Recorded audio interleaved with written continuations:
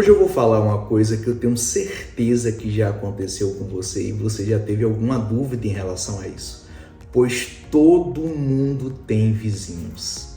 Ou o vizinho seja no prédio, ou o vizinho em uma casa, a não ser que você more isoladamente em uma ilha ou você mora em um deserto, mas todo mundo tem vizinho, ou na esquerda, na direita, ou na frente ou atrás, ou às vezes em todos os lugares. Bom, tem 3 fundamentos do direito que possibilitam que você sofra uma ação judicial através do seu vizinho, ou até que você acione o seu vizinho através de uma ação judicial. São eles: saúde, segurança e sossego. Vamos raciocinar? Vamos supor que você já passou, em alguns lugares é 22 horas, outro é 20 horas, e você resolve fazer uma construção e fazer barulho contra o seu vizinho. Qual é o fundamento legal, jurídico do Código Civil para seu vizinho se basear em uma ação contra você?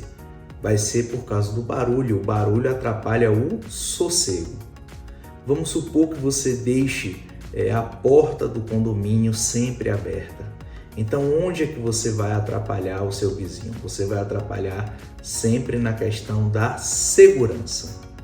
Então, observe que são sempre 3 S's. Tem gente que mora e deixa o tanque aberto. O tanque aberto vem, vamos dizer, mosquitos, doença da dengue e outras doenças. Então, com o que é que você mexeu? Você mexeu no S de saúde.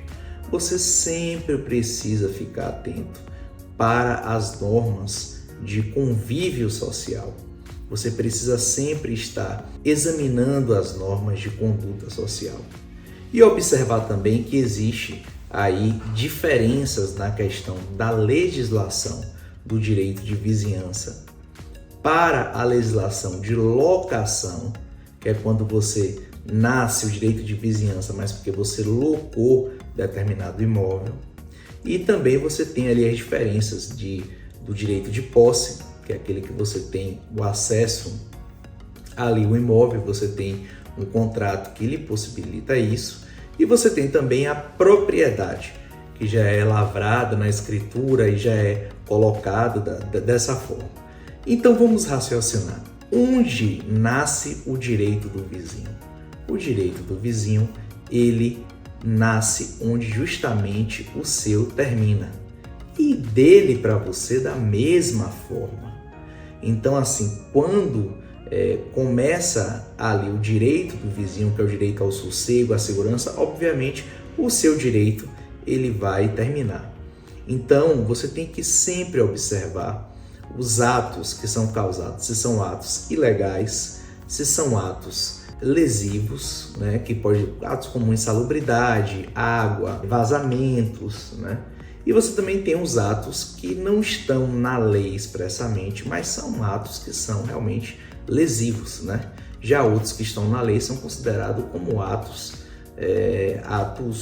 contrários à lei, ou seja, atos ilegais. Então existem muitas dúvidas, por exemplo, mas eu quero construir um muro. Que altura é um muro? Bom, algumas convenções de condomínio, algumas legislações, elas não falam que altura é um muro. E nesse sentido, se você se sente desprotegido, se você se sente inseguro, se você observa que as pessoas conseguem visualizar o seu imóvel, não terá problema algum você subir o muro e certamente uma ação judicial você irá ganhar, porque você está dentro dos 3 S. Nesse caso, do muro, você está dentro do S da segurança. Então, eu espero que você tenha gostado das orientações que eu te dei aqui nesse vídeo e, tendo dúvidas, você pode falar comigo. Um abraço.